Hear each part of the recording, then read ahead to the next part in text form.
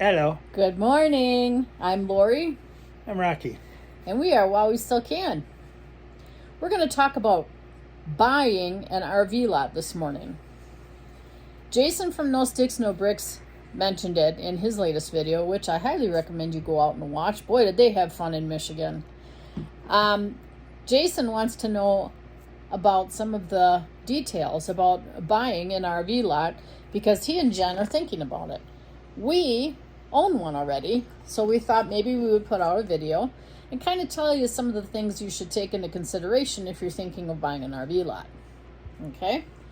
So first of all, the very first thing that I asked for when we were looking at lots is what are the HOA fees, because pretty much all of them are going to have that, and that's homeowners association. It's comprised of a board, and they make the decisions for the park for the most part. What are the HOA fees, and what are the HOA rules? You're going to want to read through that before you even consider anything else. Sometimes they're really strict and things that I knew I couldn't live with, and sometimes they're a little more lackadaisical. The RV park that we're in, they're pretty fair. Yep. For the most part. You have to ask for permission to modify some things and those kinds of things. But those are the things you want to do. Ask for those HOA rules. If you can live with all those rules, well, then that's something to take into consideration. We highly recommend renting the lot first. Right? That would help. Go spend some time in that park. See what the vibes are like. Or at least in the area. Yeah, at the least. But if you can, it's even better if you rent it in the park. Then you can kind of get a feel for what it's like there. And I would honestly rent it for more than just a week, because then you'll kind of truly know how it all works. Is the park clean? Is everything kept nice? Is everything trimmed up nice? Do the guys that the landscaping guys come in, and is everybody's lawn cut like it should be? Take that into consideration. Think about when and why you plan to use it. When do we use ours? Winter. Right? So our home base, my hair is just having fun today.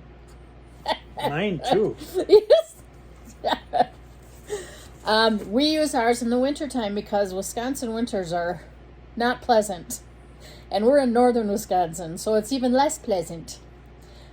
So we are in northeast Georgia and near a town called Blairsville. It's called Choey-Stoey Falls, if you want to look that up. I think there are some lots for sale. So if you go to their website, you can look up and see which lots are for sale. Here's the vibe in our park. Most of the people that have lots there are there all summer long. They're from Florida.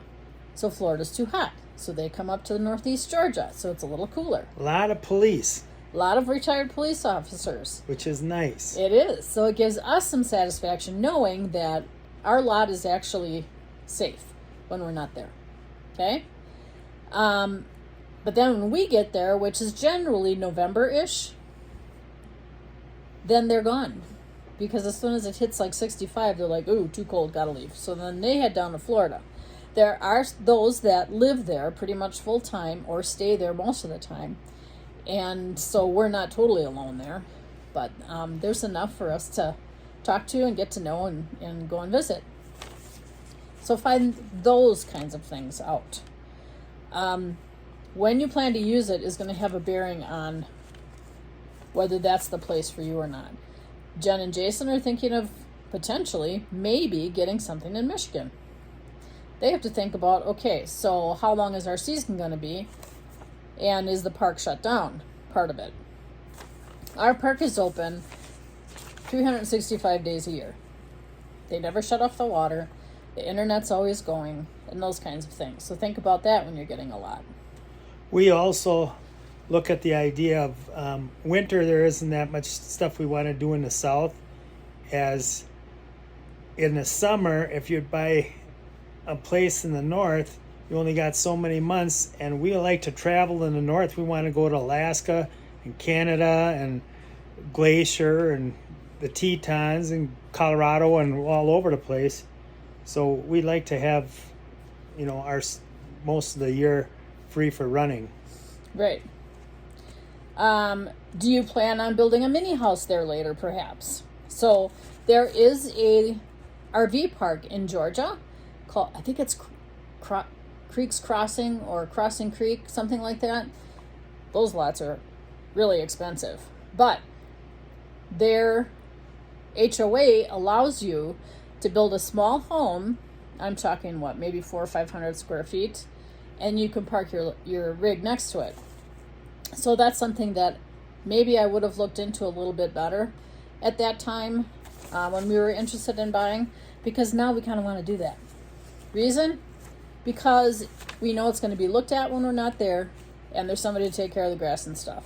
And we're at the point now where we don't want to have to deal with that because we're traveling so much. Do they have internet? So look at the amenities that are available. Do they have a pool? Is that important to you? Do they have exercise equipment? Is that important to you? Do they have a laundry? Are you going to have to go to town to do your laundry? Our RV park has a laundry, and it's priced reasonably, incredibly reasonably. It's like $1.25 for, I think the washer, and then $1.50 for drying or something like that. So it's really reasonable. We have a pavilion that we have free access to as well. So let's just, for argument's sake, say our family wants to come down and we want to have a get-together in the pavilion. We can sign up to reserve it, and we can use the whole thing. And there's a fireplace in there, which is kind of cool. And it overlooks the little pond that's in the RV park. The people in the South are really, really nice. They're wonderful. We just love them because they give you the shirt off their back, and we're the same way. So we fit in really well. Think about whether you can get your mail there. Can you get your packages, your first-class mail?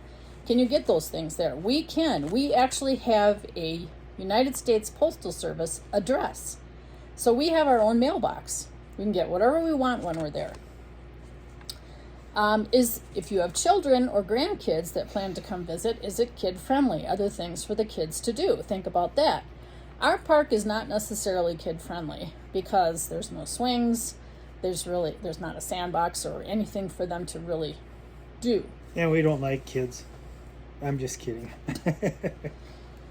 Anyway, ignore him. Anyway, there's not a lot of activities there for them. So unless you're into hiking and going to see waterfalls and things and going to Vogel State Park, it might not be the park for you. Although a lot of people like that. They don't want the kids to have all those things, and they'd like to get them out and go hiking, which is pretty cool. Let's see. The old guys like to go out for lunch once a week. Yep, they have activities like 3 or 4 times a week there, which is kind of cool. The guys like to go for motorcycle rides basically daily. Yep. And we're in the mountains, so it's absolutely gorgeous, and the roads are wonderful. perfect. Mm-hmm. So it's good for us to go motorcycling there. And that's another thing that we were just going to bring up, is what are the activities that are important to you? Do you have e-bikes? Do you have regular bikes? Is biking important to you? Mountain bikes. Are there mountain bike trails nearby? Are there e-bike trails nearby? Are there hiking trails nearby? If those activities are important to Is you. there a Walmart? Grocery stores. Activities, darling. I know, but you have to know what's around you. That was next on the list. I'm sorry, I didn't look at your list. Anyway, so look at the surrounding area and see if there's those activities that you deem as important to you. Make sure those are there for you. Otherwise, you're going to get bored. If kayaking is important to you, make sure there's some water nearby so that you can use your kayaks. Take that into consideration. Then, to play off of what Rocky just said, yes, medical care. Is there a good hospital nearby? Are there good doctors nearby? If you have pets, are there good veterinarians nearby? Is there a Walmart or Ingles or Publix or whatever Home Depot, Lowe's, those kinds of things that you can get things accomplished and work on projects. See if those motorcycle dealers and repair. So for me, something that's important is somebody that knows something about Jeeps, because I don't want just anybody working on my Jeep. So there are lots of Jeep guys in the Georgia area that work on Jeeps. Let's see. What else do I have on here? Can you rent out your lot? Sometimes there are very specific rules about how much per year you can rent your lot out. So for us, it's 6 months out of the year we can rent our lot out. And then you have to decide, well, how much you're going to charge for it. And you have to have insurance and all those other things to take into consideration. So think about that. There are Facebook pages where you can list your lot for rent. And that's what's worked for us the best. We have a renter coming in this month, probably this week or next week. I have to look. But she already gave us her deposit. So whenever she comes in is fine. And make sure you understand the rules around renting. Is the RV park going to take a portion of your rental as a fee, or do you get all of it? So make sure you read all about that kind of, those kinds of things too. Since you are going to own the lot, how much are the taxes? So you're going to owe that every year as well as the HOA fees. We are so fortunate in that our HOA fees are only $50 a month. So for that, we get the internet, the use of the pavilion, of course, garbage, because there's a dumpster and a trailer that we can put yard waste in. So take that into consideration. Or are you going to have to go running to a dump or figure out what to do with your garbage every week? Then, so the other thing you want to check into are modifications. So for us, we do want to modify our lot a little bit. We have to draw up a plan and submit it to the board and ask them for approval of the modifications. Find out what you're allowed to do and what you're not allowed to do. For us, a shed can be no bigger than 10 by 12, and it can't be any taller than a certain amount. I can't remember what. You're not allowed to have dog fences by us, so you can't have those fences. You're going to think some of this is unreasonable, but it truly is not. You're not allowed to have skirting by us. If that's important to you, then you make sure that you go somewhere that allows that. We have a concrete pad. That is important to me to keep the rig clean, and we also like it for parking our vehicles on. It's kind of handy if we need to change oil or whatever. So that's another thing to consider. Do they let you work on your vehicle there? Do they let you change oil there? Because that's something that may be important to you. Let's see. Do you think I missed anything? Probably. Our dream was to have an RV lot out in Montana and spend summers there, and then an RV lot in Georgia and spend summers there. Winters there. Unfortunately, land out in Montana is obscenely expensive, unless you're out in the middle of nowhere, which you don't necessarily want. Since we're older, we want to be near some decent medical care. But now we are thinking of selling our house in Wisconsin in the spring, and we'll eventually find a home base. I've actually been on Zillow kind of looking around at different places, but that'll all come in time. So think about those kinds of things too. Do you plan to have a home base? Is this going to be your home base? Just think about that. Think about all these things that we talked about. Okay? We looked at lots. Alabama, Florida. As long as it's near a out river, west. Yeah. she's all right. I like water. So we actually have a creek in our RV park.